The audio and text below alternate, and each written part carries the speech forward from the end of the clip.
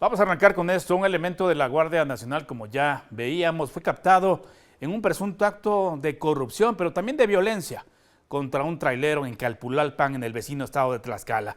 Aquí la historia.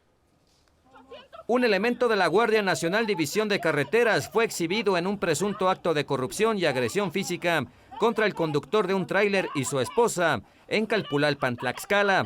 Los hechos ocurrieron en una pensión conocida como El Negro. Córralo, porque hasta se subió al camarote. Se subió al tráiler. Que lo borre. Se subió al tráiler. En la grabación que se ha hecho viral, la esposa del trailero recrimina al oficial que su esposo le dio 800 pesos para que lo dejara en paz, a pesar de que no cometió ninguna infracción. El uniformado sube al tráiler para quitarle el teléfono. Luego de que la fémina le recrimina su actuación, el oficial la golpea. No se lo voy a quitar.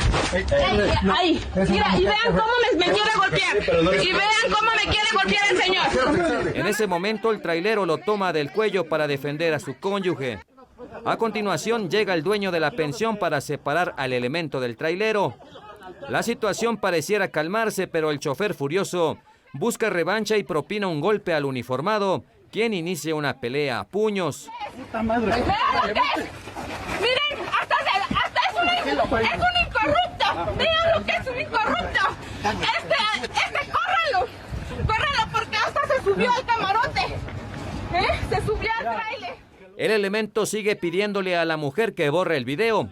Tras el enfrentamiento, finalmente el presunto extorsionador sube a su patrulla y se retira del lugar. Se sabe que el elemento de la Guardia Nacional le solicitó cuota al trailero para seguir circulando por Calpulalpan. El presunto extorsionador viajaba en la patrulla 18945.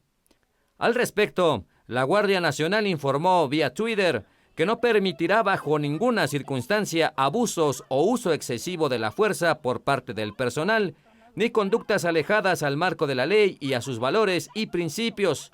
Por lo anterior, puso a disposición el número 088 para denunciar cualquier caso similar. Genaro Cepeda, Noticieros Televisa.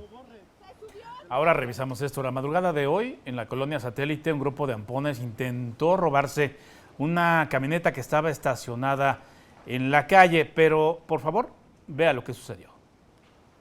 El reloj marcaba las 6:01 de este miércoles 29 de septiembre, cuando 3 sujetos sospechosos se acercaron a una camioneta estacionada en la esquina de la calle Enrique Rebsamen y Educadores de la colonia Satélite en la ciudad de Puebla.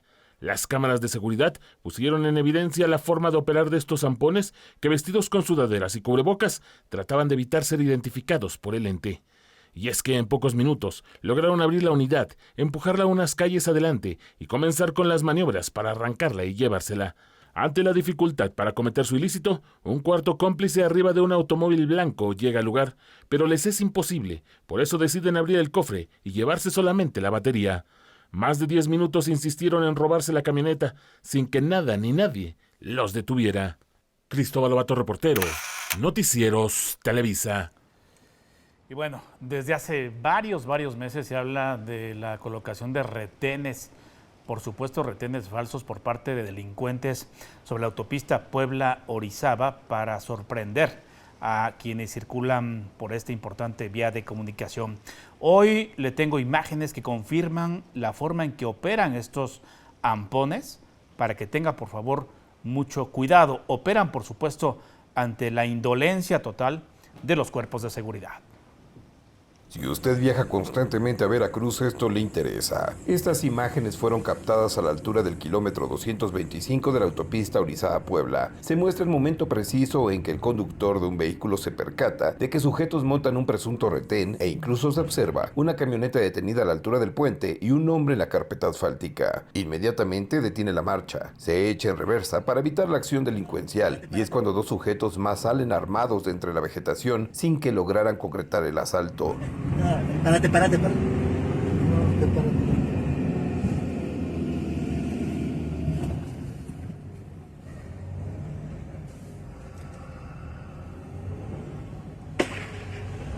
Este tipo de bloqueos cada vez son más constantes, por lo que es importante que los reporte en caso de que observe sospechosos en su regreso a Puebla. Germán Campos, Noticieros Televisa.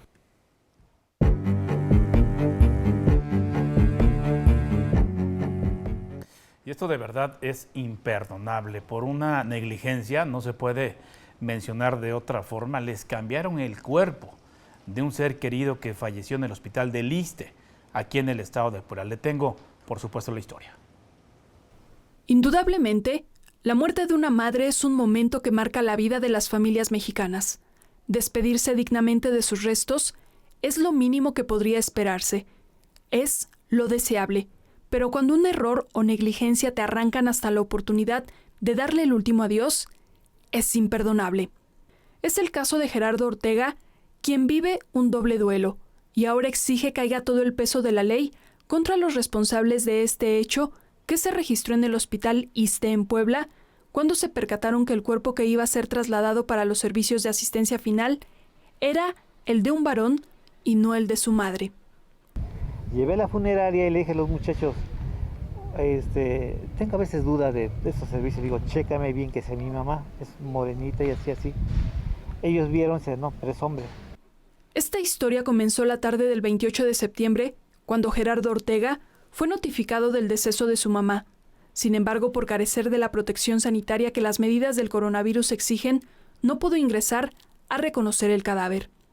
No obstante, fue el personal de la funeraria el que se percató del error y de inmediato dio aviso al familiar, pero este fue solo el inicio. Hasta que llegó el director, platiqué con él y el director estaba muy enojado porque había sido una negligencia del doctor.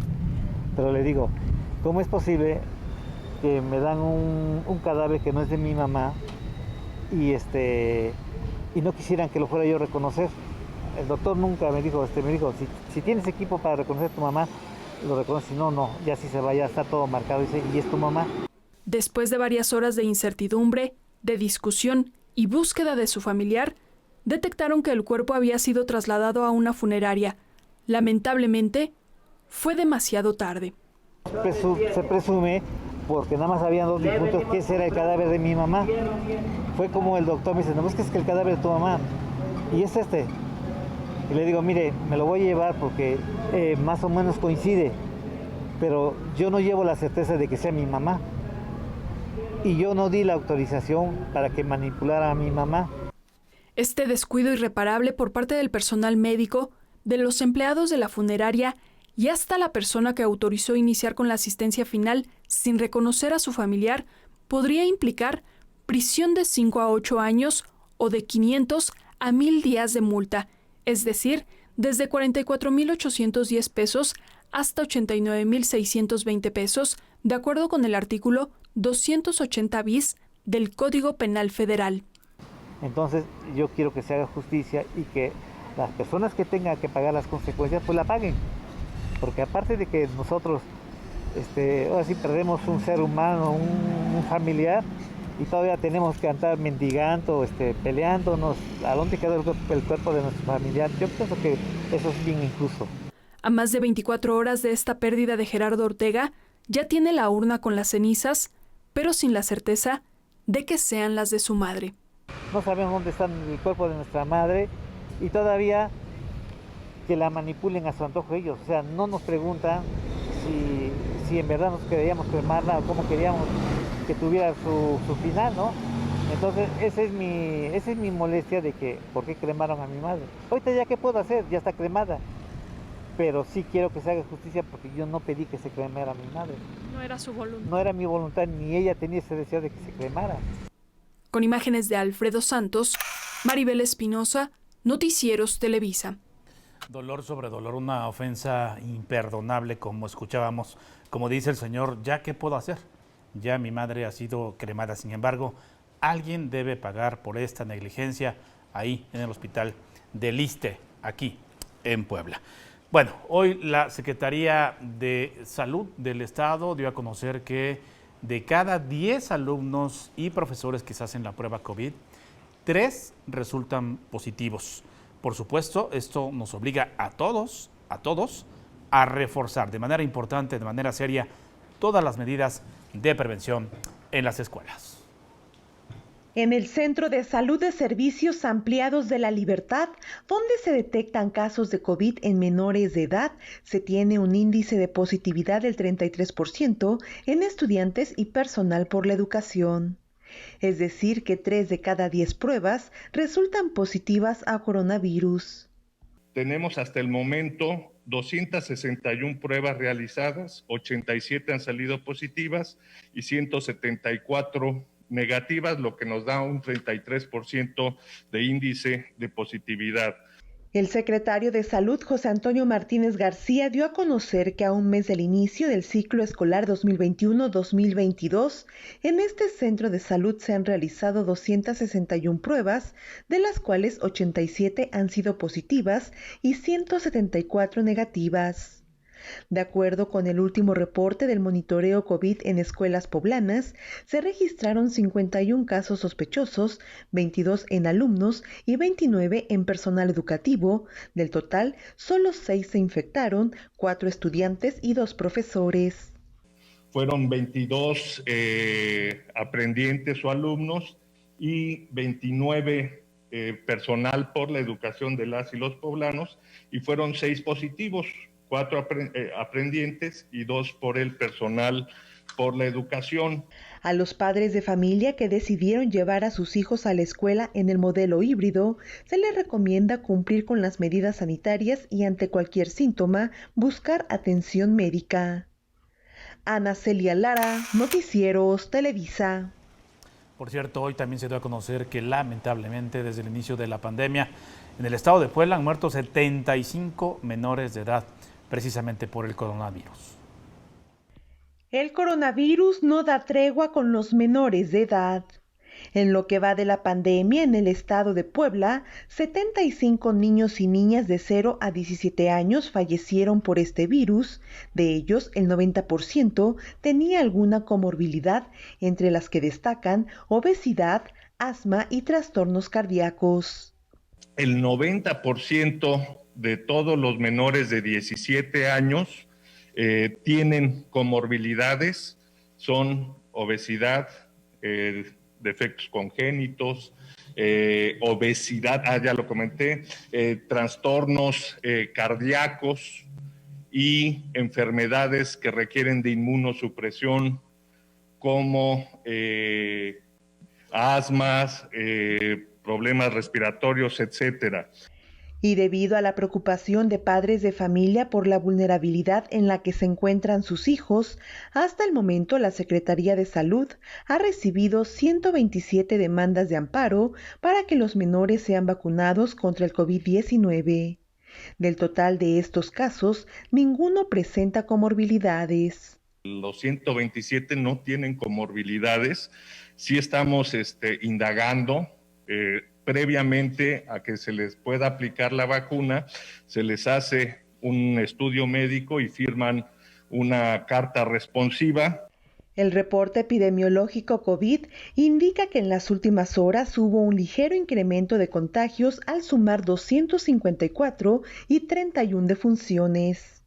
En 81 municipios se tienen contabilizados 1.378 casos activos y en los hospitales del sector salud se encuentran 751 personas, de las cuales 113 están en terapia intensiva.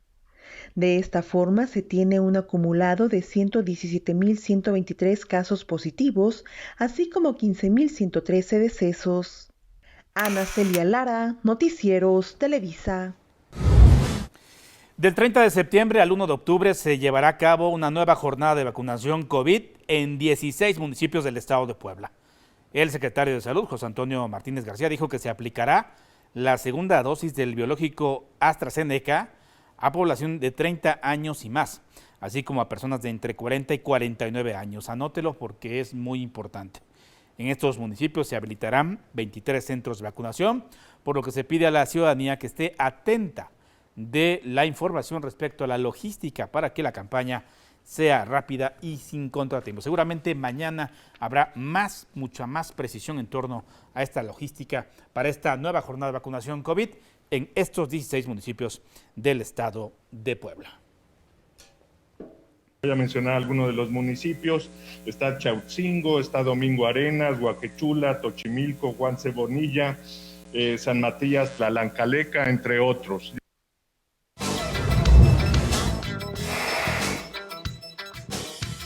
Y le presento el tuit del día. Tiene que ver, por supuesto, con todo esto, con el tema de la vacunación, pero además con algo que seguramente causa mucha inquietud, especialmente entre los jóvenes, entre los chavos. Es un tuit breve pero contundente. Alguien le pregunta al doctor Alejandro Macías, una autoridad en la materia: doctor, ¿usted considera que es muy riesgoso ir a un concierto de música al aire libre donde uno de los requisitos es ir vacunado con dosis o prueba negativa? Y el especialista le responde, poco riesgo, más porque es al aire libre que porque te piden o pidan ir vacunado o con pruebas negativas. O sea que ahí está este dato importante en este que le digo es el tuit del día. Y bueno, vamos a otras cosas. Hoy se ha presentado lo que se denomina la Fuerza Migrante 2022. Es una iniciativa importante, es una iniciativa que pues busca apoyar a nuestros paisanos allá en Estados Unidos y también a sus familias aquí en el estado de Puebla. Con el objetivo de fortalecer los vínculos de la comunidad migrante y sus lugares de origen para seguir impulsando el bienestar de sus familias, la plataforma Fuerza Migrante presentó su Agenda 2022. La plataforma se reunió con autoridades municipales de la Mixteca poblana para hacer el vínculo con organizaciones y sumen liderazgos mediante programas que beneficien a las familias de migrantes que viven en México y en Estados Unidos. Fuerza Migrante viene trabajando ya hace varios años en cómo nosotros podemos ser proactivos, cómo nosotros podemos ir y buscar los objetivos que necesitamos. Entonces, la única opción es unirse, invertir en tecnología, lo hemos hecho para que nos podamos comunicar. En este caso es con los presidentes municipales de Puebla, apoyarlos en todo lo que ellos puedan tener. Por ejemplo, los documentos para la posible reforma migratoria se están peligrosamente atrasando. En caso de que se dé, pues la gente está muy nerviosa y necesitan. Entonces van a dar salidas a problemas como eso. Estamos muy interesados en hacer exportaciones de los productos agroalimentarios.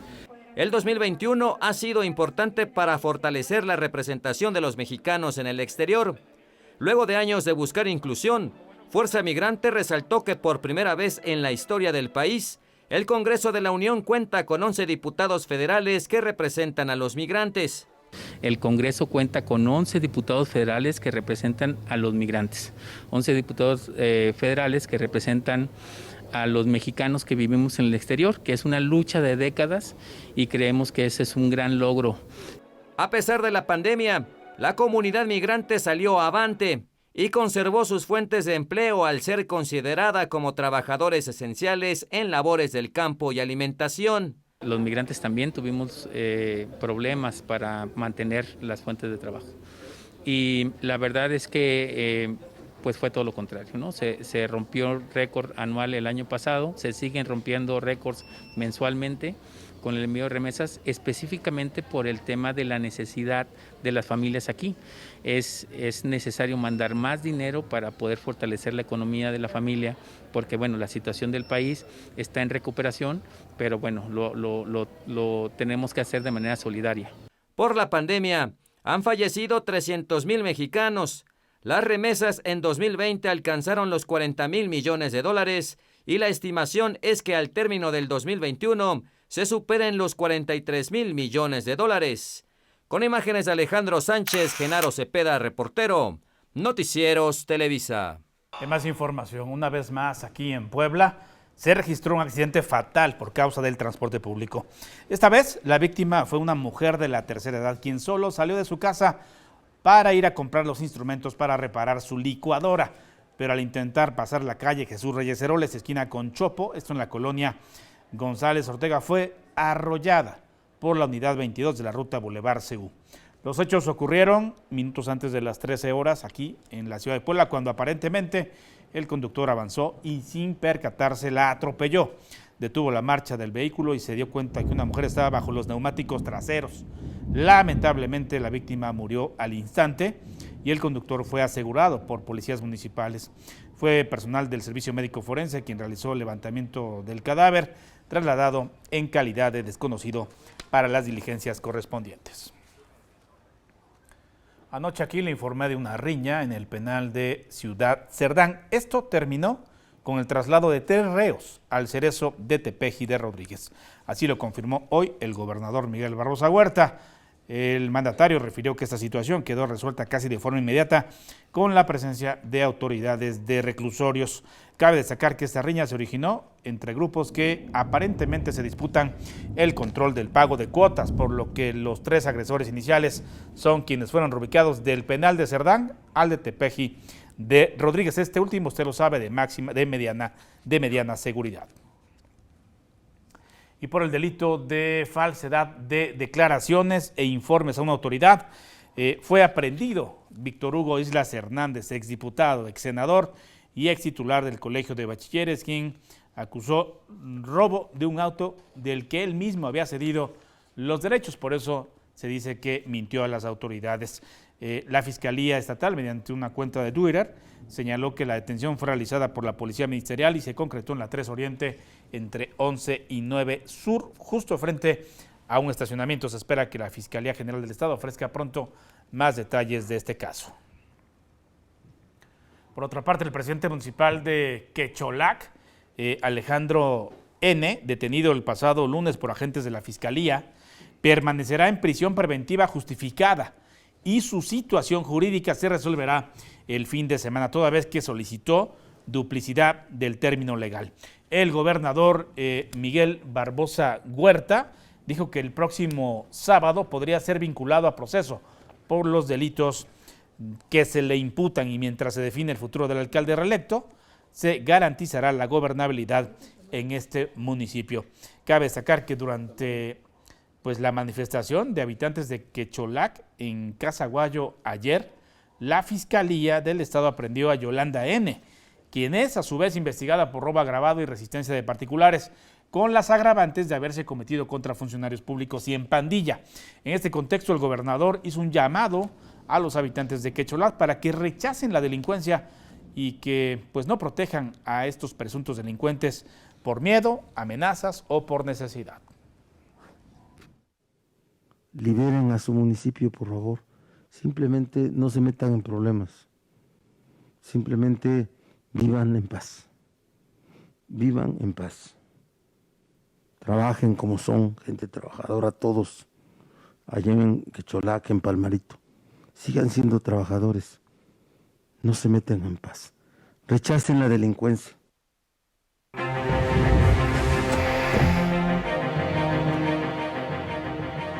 Le presento el apunte de esa noche que tiene que ver con este tema. Muy lejos de la estrategia del presunto líder guachicolero Antonio Martínez Fuentes, alias El Toñín, de hacer pasar como una persecución política la detención de su hermano, aunque algunas versiones lo ubican como su primo, el alcalde de Quecholac, José Alejandro N., el caso arrastra una larguísima estela de sucesos desde antes, incluso que el menor del clan fuera presidente municipal, un caso que contiene suficientes méritos judiciales. Es un asunto añejo y muy espinoso, desde hace mucho tiempo, un asunto siniestro. Alejandro, ya recluido, como le digo, en el penal de Tepeji de Rodríguez, llegó a la alcaldía en 2018, apoyado principalmente por los habitantes de Palmarito, Tochapan, Junta Auxiliar, que en mayo de 2017, usted recordará, fue escenario del más sangriento enfrentamiento entre fuerzas federales y presuntos integrantes de bandas del robo de combustible. Por ahora, el alcalde, quien por cierto había conseguido la reelección con las siglas del partido Pacto de Integración Social, el PSI, está acusado solamente de abuso de autoridad. Sin embargo, ha trascendido que la Fiscalía del Estado le fincará otras responsabilidades. Desde el pasado lunes, cuando el mismo Toñín anunció su detención, también amagó con realizar manifestaciones, y efectivamente así fue, aunque con una fuerza muy menor, casi testimonial. Y es que no se trata de un líder social, no se trata de un perseguido político, se trata de un personaje siniestro, como lo calificó el propio gobernador Miguel Barbosa. Este es un tema eminentemente judicial, con méritos suficientes, un asunto en el que las autoridades del Estado y las federales saben muy bien qué ocurre, qué hay detrás. Por eso es tan obvio que las manifestaciones de apoyo son totalmente orquestadas, como orquestados han sido muchos hechos desde hace mucho tiempo en ese municipio, que es, por cierto, la clave, el epicentro del huachicol en Puebla. De ahí que también haya resultado tan oportuna la recomendación del mandatario. En vez de organizar manifestaciones, que mejor le busquen un abogado, y un muy buen abogado. Hasta ahí el apunte de esta noche. Vamos a más información que tiene que ver con el Senado de la República. Y es que con el respaldo de 60 senadores de la Cámara Alta se impulsará la iniciativa de ley en materia de litio y materiales estratégicos. El grupo parlamentario de Morena dijo estar listo para apoyar esa iniciativa presidencial que prevé regular y supervisar la explotación de estos minerales. Al frente de esta iniciativa, el senador poblano Alejandro Armenta Mier remarcó que la propuesta permitirá garantizar la soberanía energética del país en la transición de las energías fósiles hacia las limpias y que con la nacionalización del litio se permitirán las concesiones a la iniciativa privada, pero con base en lineamientos en beneficio de México. Alejandro Armenta agregó que durante el trabajo coordinado con las secretarías mencionadas se analizó la evolución de los minerales estratégicos que tienen que ver con la conductividad eléctrica, incluidos el grafito, el cobalto, el cobre, el aluminio y el níquel en la transición para las energías renovables. Así lo dijo. 8 reuniones técnicas donde ha evolucionado la iniciativa que presentamos el 10 de noviembre del 2020 y que está respaldada por 60 senadoras y senadores del grupo parlamentario de Morena, algunos senadores del PT y del Partido Verde Ecologista. Vamos a revisar esto. Fíjese que varios sujetos, a bordo de un auto azul, se dieron a la fuga tras agredir a la cajera de una tienda de conveniencia, eso en la colonia El Patrimonio. Hay versiones de que se encontraban en estado de ebriedad y la mujer había solicitado ayuda. Buscaba que los sujetos no se fueran, pero finalmente le aventaron así como observamos el coche. La trabajadora solo alcanzó a arrancar el limpiador trasero. Las placas del vehículo se ven claramente. TSX 539A. Si usted los reconoce, por favor, avísenos. A ver, amiga, voy a grabar las placas. Arrímate tantito. No te quites. Si te atropella, no sabes cómo le va a ir. Sí, mínimo, chíngaselos.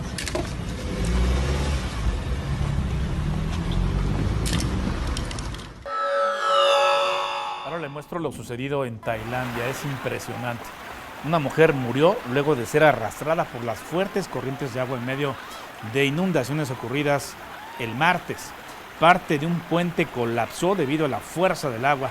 También provocó que una camioneta cayera en las crecidas. Más tarde el cuerpo de la mujer fue recuperado. Se lo llevó la corriente y lamentablemente falleció.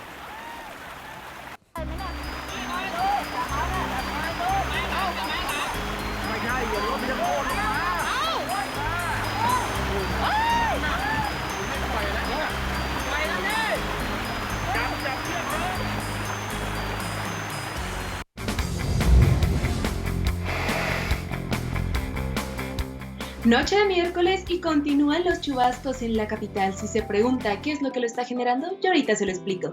Y es que es importante recordar que estamos en temporada ciclónica, es decir, que las bajas presiones siguen a la orden del día.